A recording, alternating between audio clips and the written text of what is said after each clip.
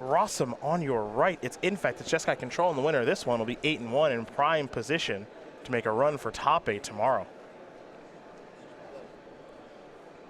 These players have been given the green light. It's a hallowed fountain. That's where things will start. We'll go over to Tom Ross, who will draw a card. Picked up a Might of Old Crozier. There's a Pendelhaven. That's a Glistener Elf.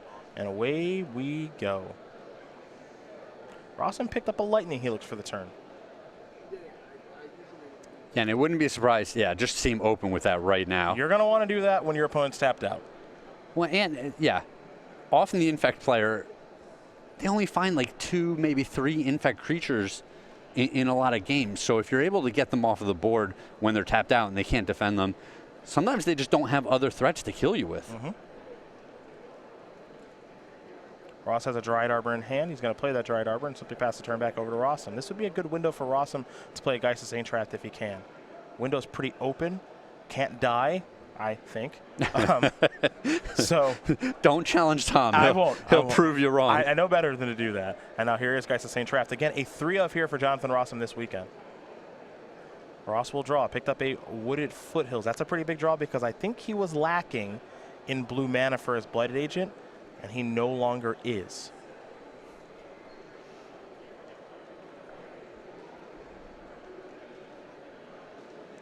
So the boss is going to sacrifice a Wooded Foothills. Going to fall down to 19, most likely 17. And there is Breeding Pool.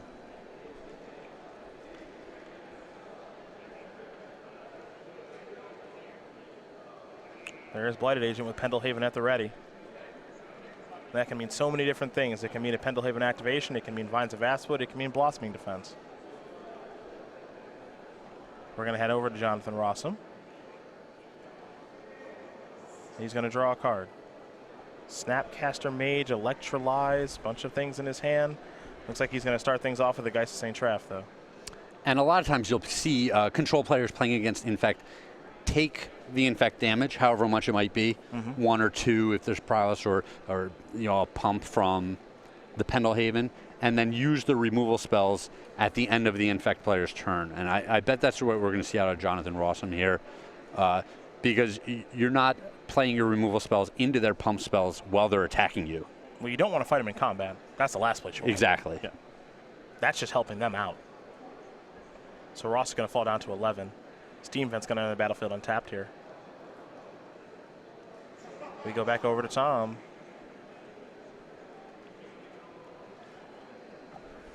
Now it's funny, right? Because we're playing a game here where Rosum has 4 mana up. This is Cryptic Command, this is Path, this is Snap plus Helix, this is Bolt, this is Electrolyze. It's literally everything. Yes. And Tom's going to try to figure out how to navigate through this.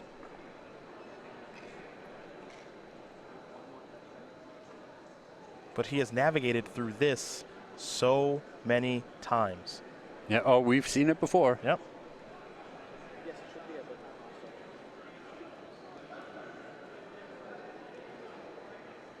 And it looks like he's going to start with Might of Old Crozier. I mean, his hand looks good. Yeah, his hand has enough pump to just kill his opponent here. This is Cryptic Tap and Draw. I like it. That's smart. That's smart. I like that too. Not Cryptic Bounce and Draw. Any of that nonsense. Cryptic Tap and Draw. In comes the Angel. Going to activate Inkmoth Nexus and block. He's going to Pendelhaven. Electrolyze is... That's a pretty good beat in there. That was a greedy play out of Tom. I'm a little surprised to see him make it. Well, I think if he's going to block, he's going to try to Pendelhaven. Yes, just blocking is a greedy play. Okay. He could have taken a boatload of damage there, and with multiple vines in his hand, the Become Immense in his hand, he could try for the win the next turn. Sure, sure.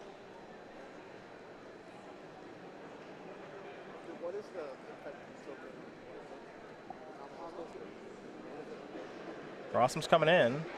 See if Tom's going to try to block with Inkmoth Nexus now. Yeah, it's funny. If you did it last turn to me, you have to do it again this turn. Well, you don't want to go to 3 against this deck. At least it feels that way. When you see they have Helix, you have to assume they have Bolt and so much more. Yep, so he's going to fall down to 3, and Tom's just like, if you're going to kill me, you're going to kill me. There's Snapcaster Mage. Here is Lightning Helix going to go upstairs, and that is going to do it. So Jonathan Rosum with some nice play there with Cryptic Command and that Electrolyze is going to win game number 1 here over Tom Ross. Tom could navigate through all of it. So Jeskai Control very quickly up a game here over Infect. And as we mentioned right at the top, Tom has navigated through this stuff before, but wasn't able to do it that game. Yeah, it looked like Tom had the pieces. If his opponent just made any misstep, just gave him any window, he was going to win that game. But Rosum played it very smart. You know, the more conservative play. I like the tap and draw with Cryptic Command. It is essentially just countering the opponent's pump spell, but it also ensures there's no way you're going to die to a pumped up Infect creature that turn by tapping. Which is smart. Yeah, which was smart. And the Electrolyze was just the perfect spell for him to have when Tom tried to go on block. Lined up well, won the game. We take a look at the sideboard here. We're going to start with Tom Ross, who has 3 Ceremonious Rejection, 2 Nissa Voices Zendikar, and a lot of one-ofs, so buckle up. Grafdigger's Cage, Relic of Progenitus, Wild Defiance, Dispel, Nature's Claim, Twisted Image, Viridian Corruptor, Dismember, Spell Pierce, Tezzeret's Gambit. All right, and we saw him play against a control deck earlier where the Nissa Voice of Zendikar came in. It was pretty interesting, and it seemed like a strong card. With all the targeted burn removal, I can see the Wild Defiance coming in this matchup. The Dispel seems strong. The Spell Pierce seems pretty good as well. Other side of things here for Rosum, he's got 2 Ceremonious Rejection, 2 Relic of Progenitus, 2 Stony Silence, and a bunch of one-ofs. And Dispel, Celestial Purge, Rest in Peace, Disdainful Stroke, Wear Tear, Anger of the Gods, Vendilion Click, Supreme Verdict, and Elspeth Sun's Champion. Not a whole lot of great cards here, but there's definitely some that he's going to want to bring in. I like the Dispel. I like the Anger of the Gods. I actually like the Vendilion Click a lot in this matchup. Just getting to peek at your opponent's hand while you deploy a threat is huge. It allows you to play so efficiently for the rest of the game, knowing exactly what's going on over there. So those are the options there for both players. It's an interesting back and forth, that's for sure. Tom being on the play here might change some things, so we'll see how things do go. That game was interesting, though. Just because, you know, Tom in the face of 4 mana where they can have everything is just really difficult to overcome for this deck. There's so much that can go wrong. And starting with Might Crochet isn't a bad place to start because you can kind of trap him with vines and various other things. So Cryptic Command is tapping to draw. It's such a good use of Cryptic Command. Yeah. It's really, really nice. Yeah, it's definitely the way to do it. It was interesting. I didn't expect to see Tom lose the game still having just a whole bunch of pump spells in his hand. Yeah, neither did I. But that's the way. You know, he tapped out at a pretty poor time. All of his creatures got killed, and then the pump spells are just still there later in the game, just not doing a whole lot. All right, let's talk about the StarCityGames.com weekly sale one more time here before we do conclude coverage for the day. Oh, boy, we got up to 50% off of select standard staples. So, Gideon, Scorpion God, Heart of Kieran, and so much more. You can head over to go.starcitygames.com/weekly sale to check out everything we still got on sale up until Monday at 10:59 a.m. East Coast time. And then we'll have a new sale for you at 11 a.m. East Coast time. Go.starcitygames.com/weekly sale. I recommend that you bookmark that hyperlink. Yeah, don't waste it. It's just easy. Just bookmark it. Easy breezy. That was a waste joke. Yep. If you have to point out the joke, it's less effective. Did you know that? No, I enjoy it. It's like I just get to piggyback on my own joke. This is you just entertain yourself. That's yeah. it. Oh yeah. And then if other people are enjoying it, that's all fine. for me. Okay, I just want to make sure. Yeah. Tom Ross, player who's down a game but will be on the play here. I think you probably know him, probably heard of him a little bit. The 33-year-old who resides in Roanoke, Virginia, with his 17 open top 8s, looking for number 18 here this weekend with his handy-dandy Infect deck. He's got those 6 open wins, 4 Envy top 8s, 2 wins. He went back-to-back a couple of years ago, one of the most impressive feats we've ever seen on the SCG Tour. And he's your 2016 SCG Tour Player of the Year as well, which means he's the only one here on the SCG Tour that gets 3 buys in our opens. See if he can overcome Jonathan Rosum, who has been very impressive here over the past handful of weeks. And this is the second time we've watched him today. Geist of St. Traffcraig has looked really good. Really good. People are not prepared to fight against this card. And that's the problem in Modern. The threats are so diversified. What you want to fight back against artifacts? You want to be able to kill expensive things? Like, what are you doing here? And then someone shows up with a 3-drop untargetable 2/2 that brings angels with it, and you're in a lot of trouble. Yeah, it's looked really good. And the thing that Jonathan's deck can do that's kind of unique, I guess is the word I'll use, is just once he plays Geist, he taps out, he puts the shields down, something bad can happen.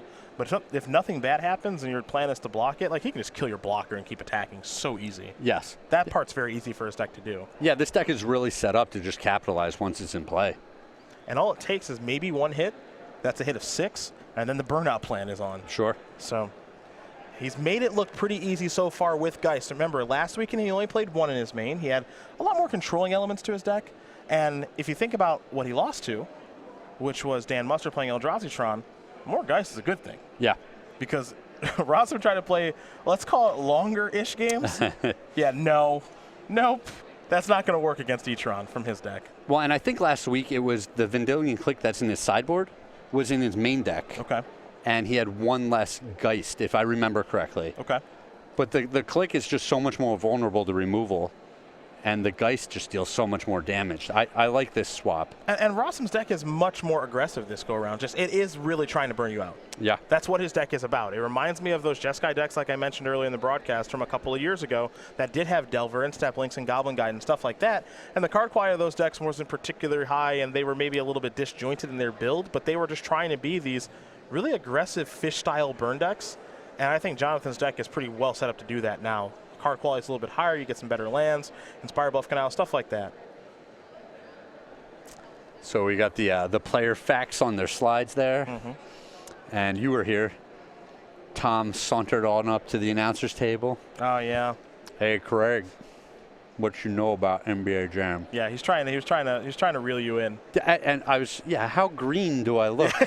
he's trying to reel you in really good, actually. Just, hey, yeah, my first time on a boat here, man. Yeah. Like, I don't know what's going on. Tom was nice. He said, we could ban the Jazz. Yeah. We could ban the Utah Jazz. So Not I could play the Jazz. Yeah.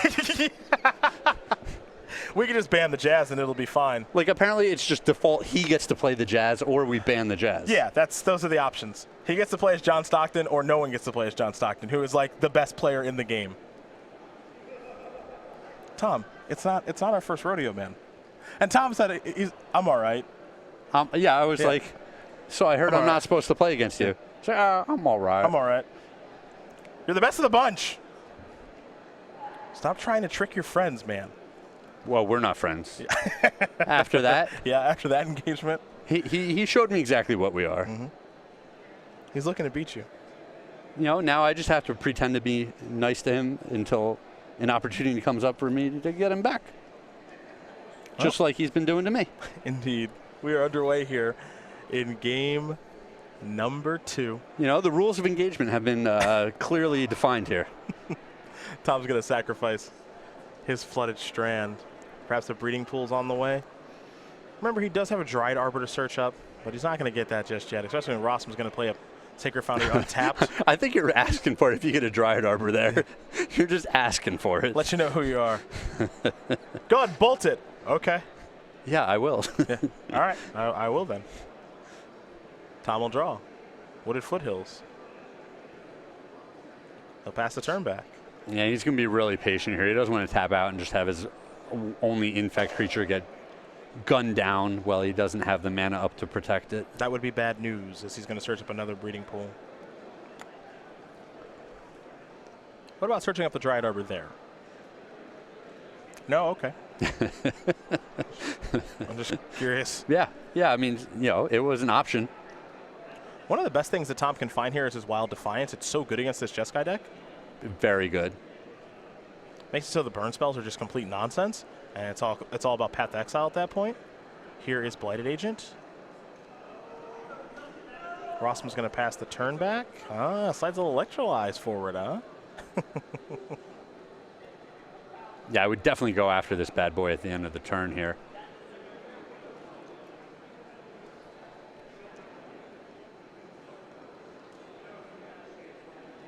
Yeah, I like this. Yeah, I think you got to try to kill it. Even if it doesn't work, you untap. Electrolyze, draw a card. Yeah, you get it the next turn, and Tom's burning off one of his pump spells, saving it here. Twisted Image. Means that Tom's going to get to draw a card. All right, you got it. Yeah, resolves. That one looked a little weird. And clearly you just wanted to cycle the Twisted Image. Yeah, not doing much else. Rosum will play a Flooded Strand past the turn back. Let's go back to Tom. Looks like he's drawing a Vines of the Vastwood. Twisted Image used to be so good. Ah, there's the Wild Defiance. We got a reader. Not going to like what you see, Jonathan. Let's take a look at Wild Defiance here. Very powerful enchantment in this deck. Whenever a creature you control becomes the target of an instant or sorcery spell, that creature gets +3/+3 until end of turn. It's theirs or yours. Yeah, it turns all your pump spells into super mega pump spells. Turns all of their removal, their burn spells, into not burn spells. Into absolute garbage. Absolute garbage. Well, I suppose there could be, I don't know, roast or something that Sure. would still burn through the Wild Defiance, but probably not. And now you see Electrolyze is going upstairs because it cannot kill Noble Hierarch, so Rosum will draw. And this also gives Tom such nice protection of just saying, you know what, I can go in with Inkmoth Nexus now. Yes. Because all I need is one protection spell in Vines or Blossoming Defense to get the job done.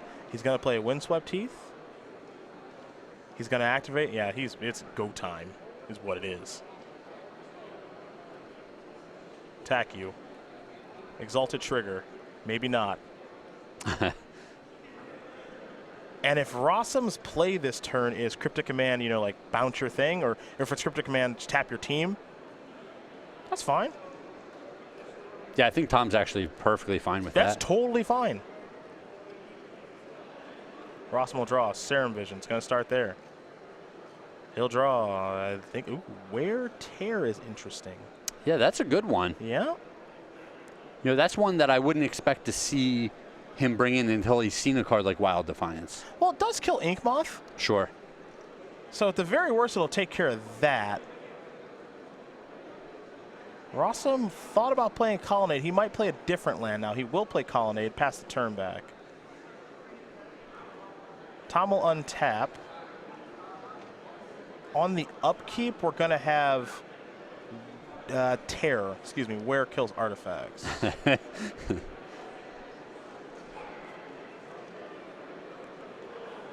Tom is going to sacrifice this Wooded Foothills, going to get a basic forest.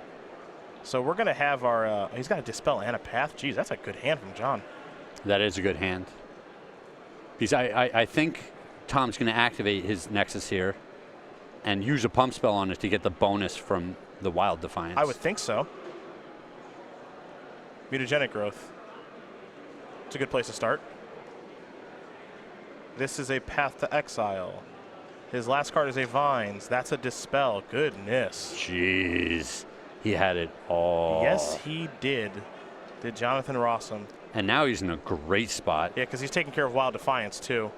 Well, and there's no Infectors. He's taken no Infect damage yet this game. Mm-hmm. And it's not even like Tom is in a position where he can start dealing him regular damage. Every now and then you see a player, you know, struggle and struggle and struggle to stay ahead of Infect, but they've dealt themselves a lot of damage with their lands along the way.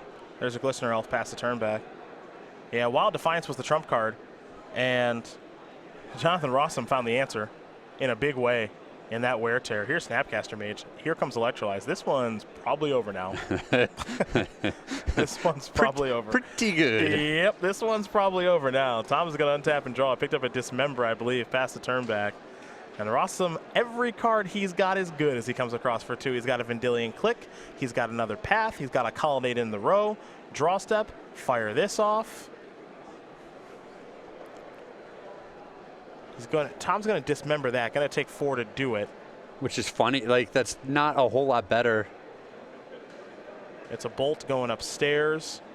Path is going to kill your thing. I'm going to activate Colonnade, attack you if you try to block. I'm going to Path your guy. Jonathan Rosum going to dispatch Tom Ross pretty well here as Jeskai Control is going to steamroll Infect. Too much for the boss to overcome, and some timely top deck, sure, but he played the cards well too. Well, he did, and I like that once he figured out his lines, he played very quick. You know, he knew what he wanted to do. He knew how it was going to play out. Mm-hmm. And it worked out perfectly for him. Yeah, that Wear Tear is a fantastic find there because Wild Defiance in that matchup is a trump. Yeah, it was jamming him up. Yeah, it's the absolute nuts. But again, it also kind of shows off the versatility of Cryptic Command, where that one turn in game 1 where he said tap your team, draw a card. Really nice turn, bridge the gap, keep moving forward. And in this game, he also did tap your team, draw a card, because if he bounce, draw, you're dead immediately. Yes. If he does anything of the sort, he dies immediately. But again, Cryptic Command saying, all right, tap your team, draw a card. Tom's definitely okay with that. Yes. Because it's effectively nothing. Well, yeah, really? I mean, Cryptic Command on power level is a 9 out of 10. So anytime they use it just to draw a card and tap your guys, when you weren't necessarily going to kill them right then anyway, you're just like, yeah, like obviously I'll take that every time. Yeah. But we saw Rosum just needed that extra turn, the extra land drop, the extra card, the little extra space, the extra card to set up the right plan, and then he just played it very well. Yeah, that wear takes care of Wild Defiance and initiate the entire battle. That Rosum's able to win that Dispel too. I want to check. Yeah, 1 Dispel, 1 Wear Tear. Yep. Pretty good. They're in the sideboard for a reason. A lot of times, we oftentimes say here in the booth, you know, in the sideboarded games, your goal is to draw your sideboarded cards. They're high impact cards, especially in Modern, and Wear, Tear, and Dispel were very high impact cards in those games, and don't want to sell Wild Defiance short either, because if it doesn't die, Tom's winning. Oh, yeah. He's winning, and he's winning in a runaway. So Tom Ross falls down to 7-2. We'll see him tomorrow, and Jonathan Ross, more importantly, looking for back-to-back top 8s here in Modern when Jeskai Control moves up to 8-1. We get ready here for our final match of the day. 2 decks we did not expect to see. I take it back. 1 deck we didn't expect to see. Maybe 1 we did in the hands of Rebecca Edelman, who is playing Scape Shift. And this is kind of that all-in version, though there is some main deck interaction. And then Logan Reinhardt playing